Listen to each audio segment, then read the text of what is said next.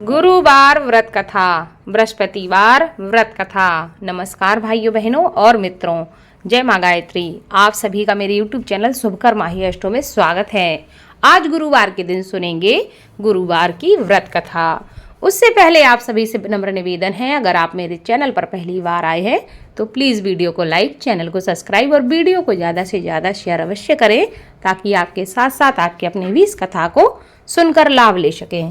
और bell icon को अवश्य दबाएं, ताकि आने वाली वीडियो की नोटिफिकेशन आप सभी को मिल सके। गुरुवार का व्रत करने से व्यक्ति के समस्त मनोरथ पूर्ण हो जाते हैं, बड़े से बड़े संकट समाप्त हो जाते हैं। व्यक्ति के जीवन में किसी भी प्रकार की खुशहाली की कमी नहीं रहती। माना जाता है कि जो लोग संतान संबंधी समस्या से जूझ रहे हों, जिन्हें संतान की प्राप्ति करनी हो, उनको गुरुवार का व्रत अवश्य करना चाहिए। या जिनके वैवाहिक जीवन में कोई समस्या हो, उनको भी गुरुवार का व्रत अवश्य करना चाहिए और इस कथा का स्मरण अवश्य करना चाहिए।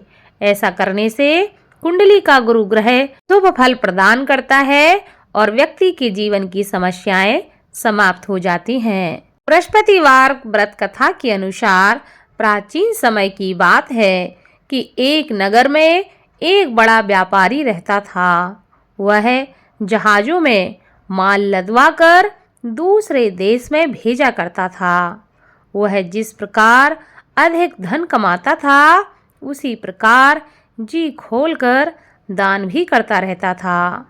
परंतु उसकी पत्नी अत्यंत ही कंजूस प्रवृत्ति की थी। वह किसी को भी एक दमड़ी नहीं देना चाहती थी। वह अपने पति को ही दान करने के लिए मना करती रहती थी, लेकिन उसके पति उसकी कोई बात नहीं मानते थे और वह प्रतिदिन दान किया करते थे। एक बार सेठ जी जब दूसरे देश व्यापार करने के लिए चले गए, तो उनके पीछे से बृहस्पति देव ने साधु वेश में उसकी पत्नी से भिक्षा मांगने के लिए उसके घर पहुंच गए। व्यापारी की पत्नी बृहस्पति देव से कहने लगी कि हे साधु महाराज, मैं इस दान और पुण्य से तंग आ गई हूँ। आप कोई ऐसा उपाय बताएं जिससे मेरा सारा धन नष्ट हो जाए और मैं आराम से रह सकूं। मैं यह धन लुटता हुआ नहीं देख सकती। बृहस्पति देव कहने लगे कि हे देवी, तुम तो बड़ी ही विचित्र हो। हर स्त्री चाहती है कि उसके घर में धन धान की कोई कमी ना रहे, उसके घर में हर प्रकार का सुख रहे, पर पता नहीं तुम कैसी हो जो चाहती हो कि तुम्हारा सारा धन नष्ट हो जाए। संतान और धन से क्या कोई दुखी होता है जो तुम धन से इतनी दुखी हो? अगर तुम्हारे पास धन अधिक हो गया है तो तुम इसे अच्छे कार्यों में लगाओ।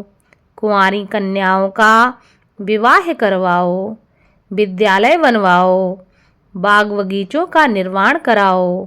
ऐसे पुण्य कार्य करने से तुम्हारा यह लोक भी सुधर जाएगा और परलोक भी सार्थक हो जाएगा। परंतु साधु की इन बातों से व्यापारी की पत्नी को कोई भी खुशी नहीं हुई।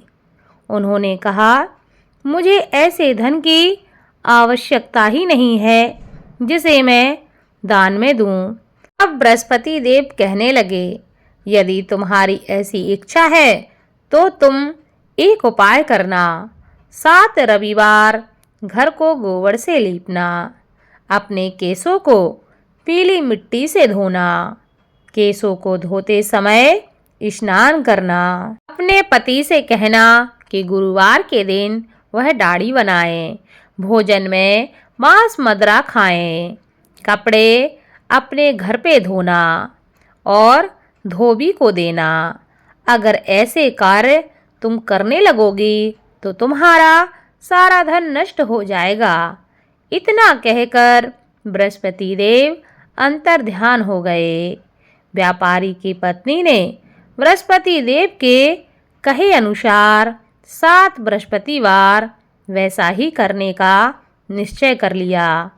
केवल 3 बृहस्पतिवार ही बीत पाए थे कि उसकी समस्त धन संपत्ति नष्ट हो गई। वह परलोक सिधार गई। जब व्यापारी वापस आया तो उसने देखा कि उसका सब कुछ नष्ट हो चुका है। उस व्यापारी ने अपनी पुत्री को सांत्वना दी और दूसरे नगर में जाकर वह बस गया। वहां वह जंगल से लकड़ी काट कर लाता और शहर में बेचता। इस तरह वह अपना जीवन व्यतीत करने लगा। एक दिन उसकी पुत्री ने दही खाने की इच्छा प्रकट की, लेकिन व्यापारी के पास दही खरीदने के पैसे नहीं थे। वह अपनी पुत्री को आश्वासन देकर जंगल में लकड़ी काटने के लिए चला गया। वहां वह एक वृक्ष के नीचे बैठकर अपनी पूर्व दशा पर विचार करके रोने लगा कि पहले मेरे क्या दिन थे और आज मेरे क्या दिन हैं। उस दिन बृहस्पतिवार का ही दिन था। तभी वहाँ बृहस्पति देव साधु के रूप में सेठ बनकर उसके पास पहुँचे और कहने लगे कि हे मनुष्य, तू इस जंगल में किस चिंता में बैठा हुआ है। तब व्यापारी कहने लगा कि हे महाराज, आप सब कुछ जानते हैं।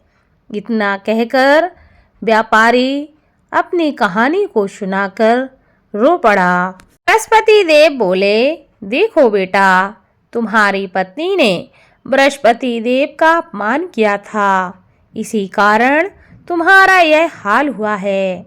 लेकिन अब तुम किसी प्रकार की चिंता मत करो। तुम गुरुवार के दिन बृहस्पति देव का पाठ करो।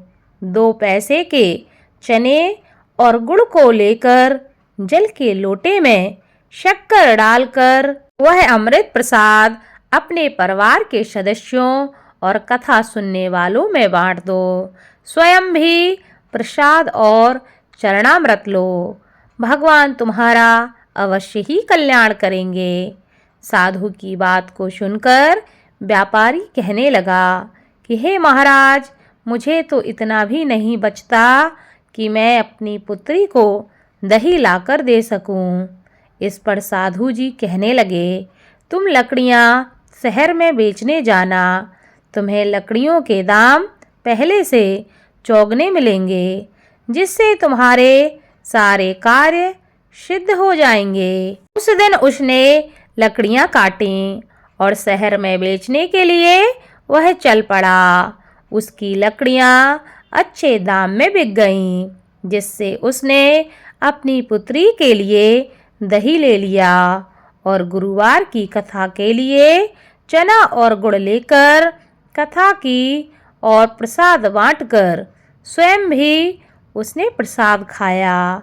उसी दिन से उसकी सभी कठिनाइयाँ दूर होने लगीं, परंतु अगले बृहस्पतिवार को वह कथा करना भूल गया। अगले दिन वहाँ के राजा ने एक बड़े यज्ञ का आयोजन करके पूरे नगर के लोगों के लिए भोज का आयोजन किया। राजा की आज्ञा के अनुसार पूरा नगर राजा के महल में भोज करने गया, लेकिन व्यापारी व उसकी पुत्री तनिक विलंब से पहुँचे। अतः उन दोनों को राजा ने महल में ले जाकर भोजन करवाया। जब वे दोनों लौटकर आए तब रानी ने देखा कि उसका खूंटी पर टंगा हार गायब है। रानी को व्यापारी और उसकी पुत्री पर संदेह हुआ कि उसका हार उन दोनों ने ही चुराया है।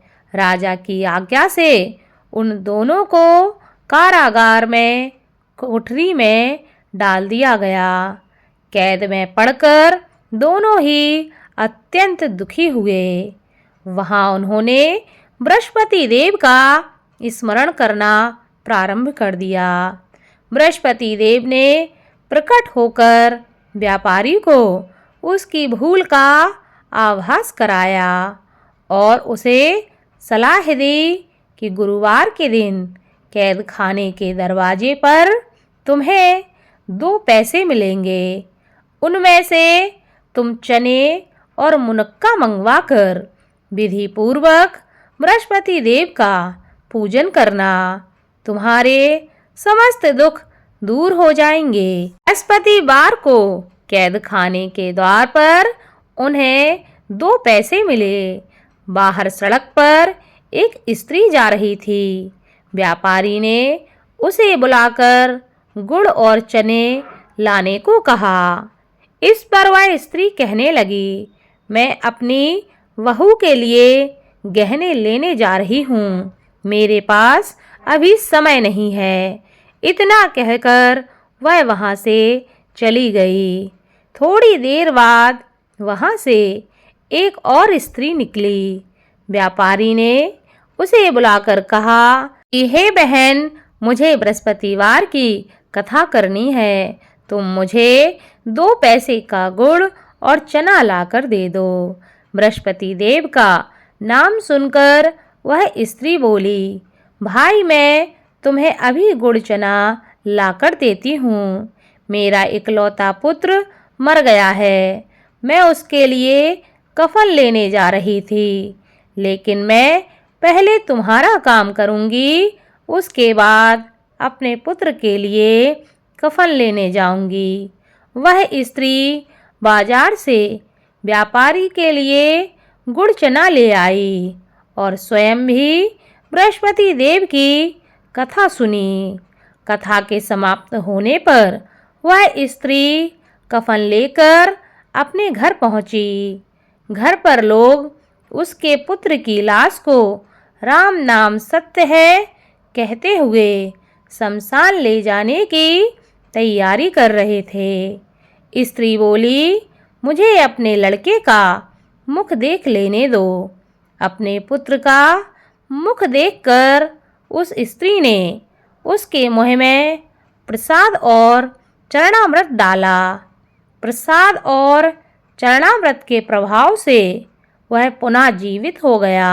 पहली स्त्री जिसने बृहस्पति देव का निरादर किया था, वह जब अपने पुत्र के विवाह हेतु पुत्र वधू के लिए गहने लेकर लौटी और जैसे ही उसका पुत्र घोड़ी पर बैठकर निकला, वैसे ही घोड़ी ने ऐसी उछाल मारी कि वह घोड़ी से गिरकर मर गया। यह देखकर स्त्री रो रो कर बृहस्पति देव से क्षमा याचना करने लगी। उस स्त्री की याचना से बृहस्पति देव साधु वेश में वहां पहुंचकर कहने लगे कि हे देवी, तुम्हें अधिक विलाप करने की आवश्यकता नहीं है। यह बृहस्पति देव का अनादर करने के कारण हुआ है। तुम वापस जाकर मेरे भक्त से क्षमा मांगकर कथा सुन लो। तुम्हारी सभी मनोकामनाएं पूरी हो जाएंगी। जेल में जाकर उस स्त्री ने व्यापारी से माफ़ी मांगी और उसने कथा सुनी। कथा के उपरांत वह प्रसाद और चरणामृत लेकर अपने घर वापस लौट गई। घर आकर उसने चरणामृत अपने मृत पुत्र के मुख में डाला। चरणामृत के प्रभाव से उसका पुत्र जीवित हो उठा। उसी रात बृहस्पति देव राजा के सपने में आए और कहने लगे कि हे राजन, तूने जिस व्यापारी और उसकी पुत्री को जेल में कैद करके रखा है, वह बिल्कुल निर्दोष हैं। तुम्हारी रानी का हार वहीं खूंटी पर टंगा है। दिन निकला तो राजा रानी ने हार खूंटी पर लटका हुआ देखा। राजा ने उस व्यापारी और उसकी पुत्री को तुरंत छोड़ दिया और उन्हें आधा राज्य देकर उसकी पुत्री का विवाह उच्च कुल में करवाकर दहेज में हीरे जवाहरात दिए और बृहस्पति देव की कृपा से उनके जीवन के सभी संकट समाप्त हो गए। बोलो बृहस्पति देव की जय।